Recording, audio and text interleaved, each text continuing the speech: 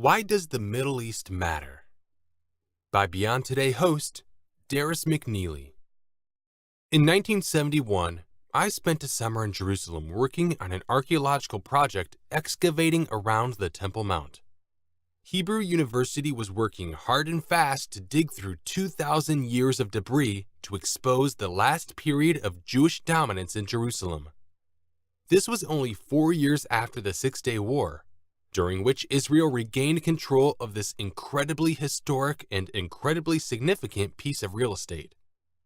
During the course of our digging, we uncovered a section of the southern wall that formed part of the foundation for the ancient Temple Mount.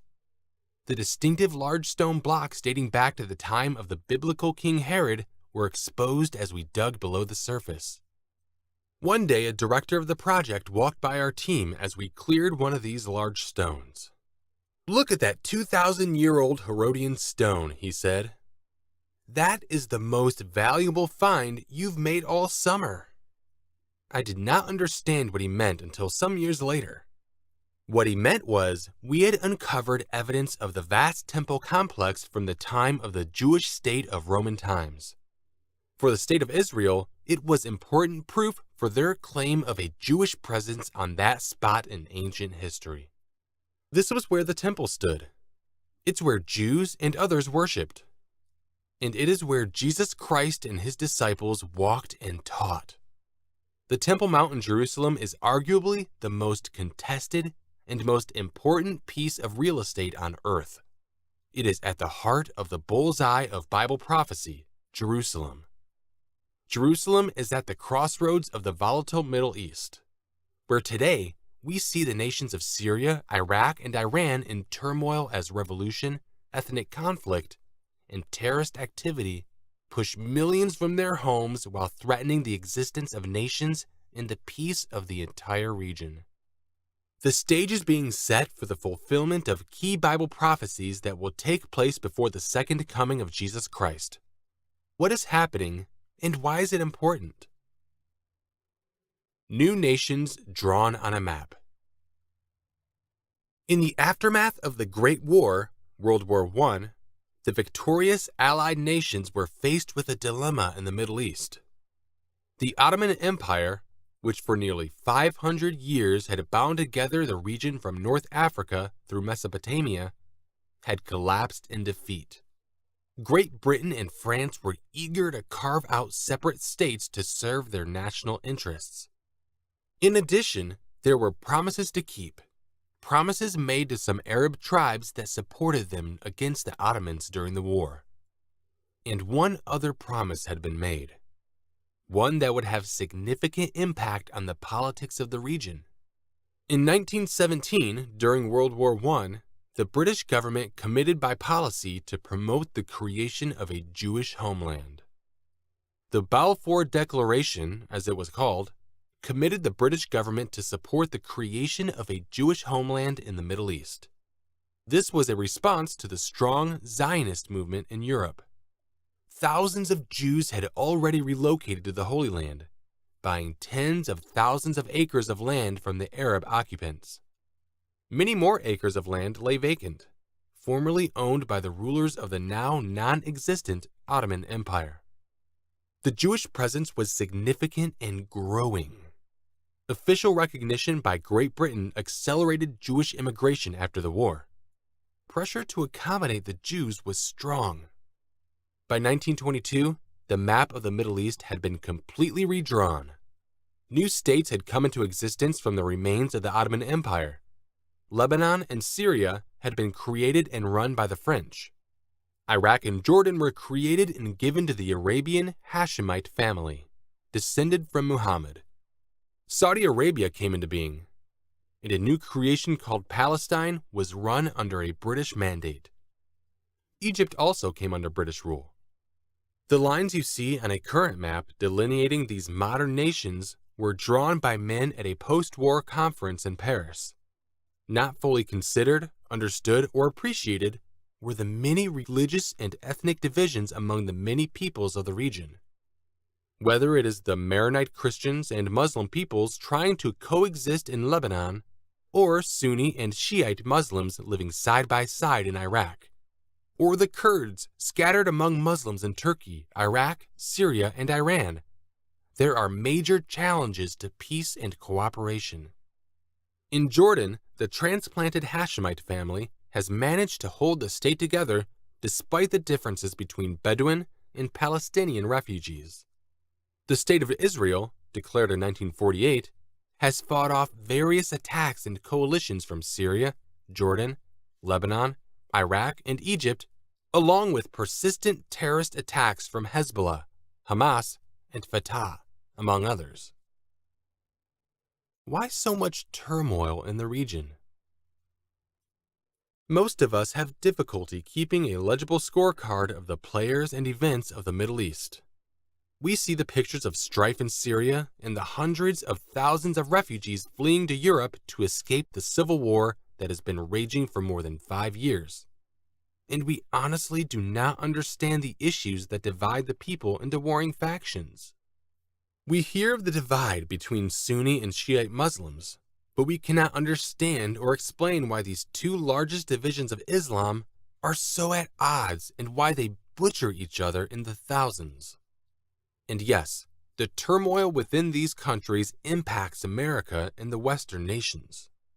Terrorism spawned in these regions has spread its deadly tentacles to affect London, Madrid, New York, Paris, Brussels, and San Bernardino, California. Fear and uncertainty is the bitter fruit of these conflicts. They do matter, and they do impact our lives. Powerful forces have been unleashed in today's Middle East. What the leaders of 1922 thought was resolved is today coming apart.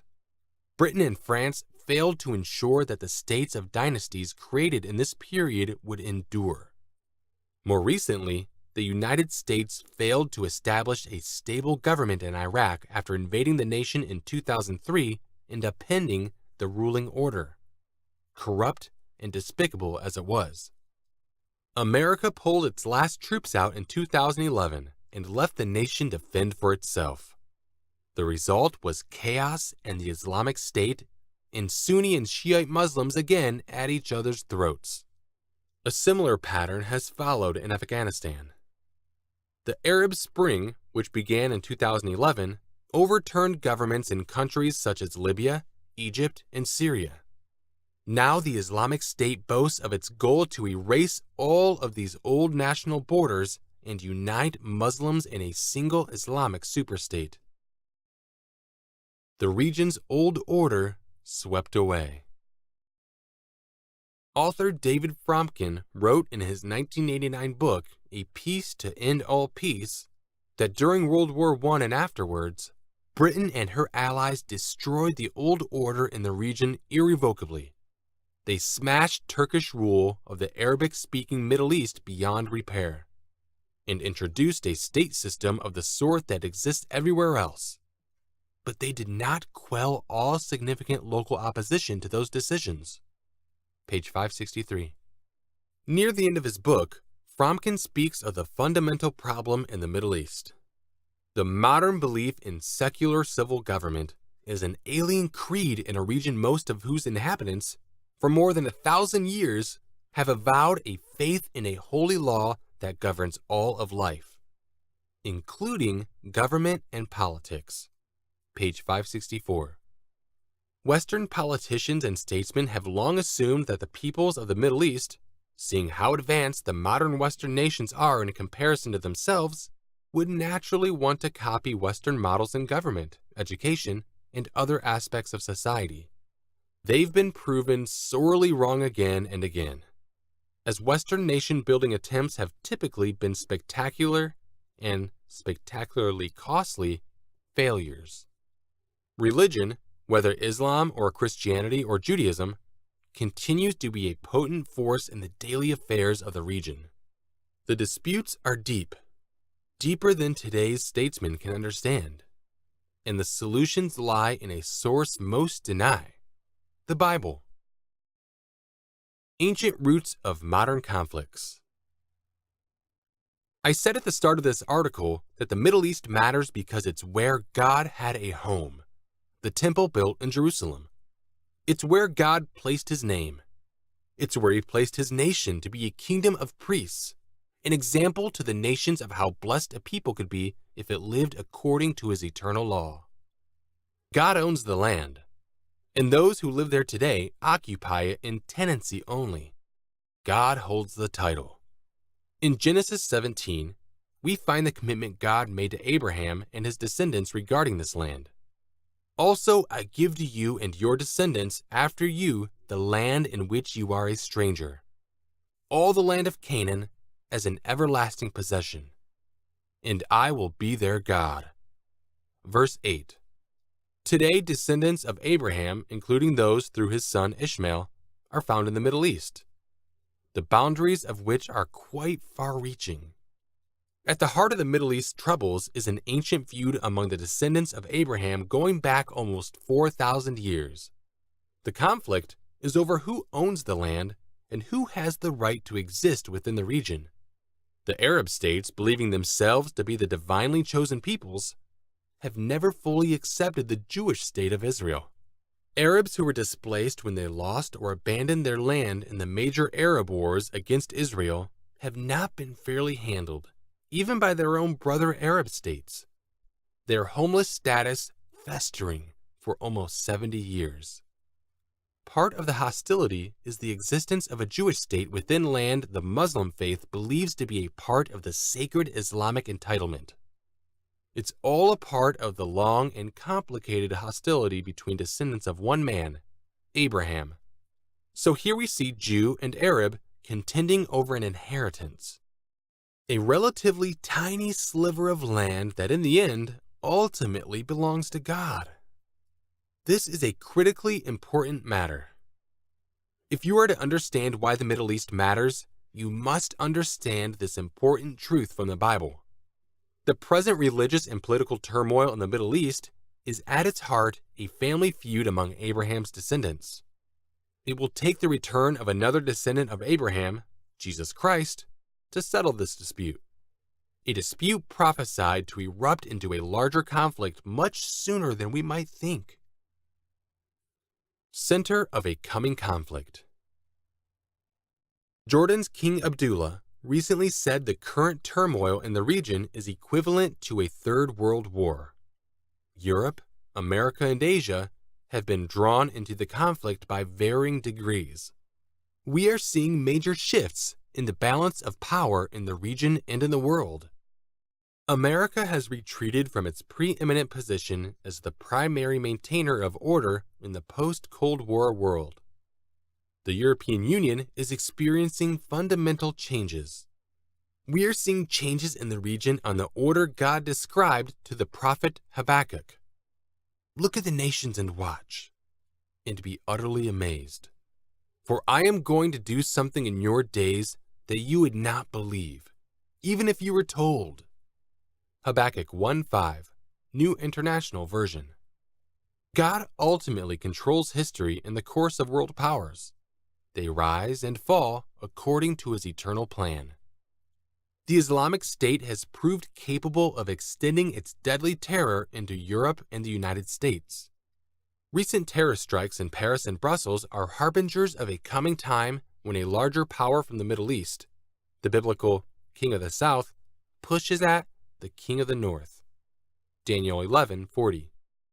These recent attacks are part of a longer historic effort by the armies of Islam to extend its reach into Europe. The book of Daniel holds the key to understanding that this is part of a larger spiritual conflict that drags the nations along in war and suffering.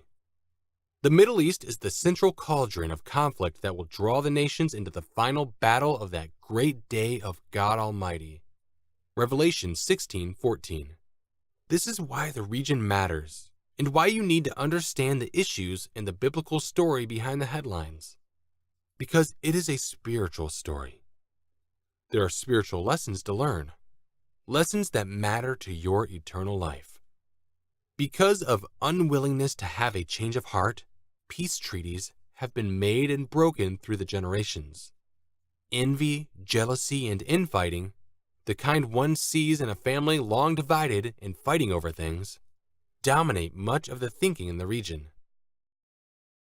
Why the Middle East matters to you. Now more than ever is the time to understand why the Middle East matters to your life. The events we are seeing should motivate us to seek the true and living God.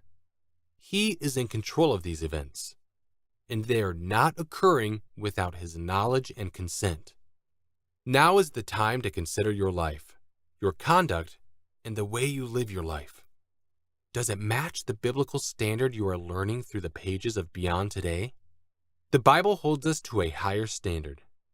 Biblical truth is the path to a sound mind and heart, the key to peace of mind in today's changing and often chaotic world.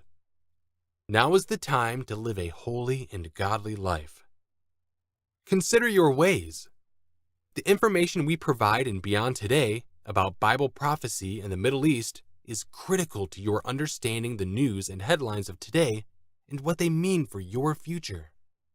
Make a change in your life to obey God and to get in tune with His way. Do this now as a preparation for the time when the God of Abraham will begin to impose a peace throughout not just the Middle East, but the entire world at the return to the earth of His Son. Jesus is going to return as the Christ, or Messiah, a Messiah these faiths won't recognize then because they don't know Him now. Get to know Jesus Christ, the Prince of Peace, now, and you'll be prepared to work with Him to bring peace to these long-warring families at His return. Do it today, and you can begin to bring peace and purpose into your own life and into your own family, both now and forever. For more helpful content, visit us online at ucg.org.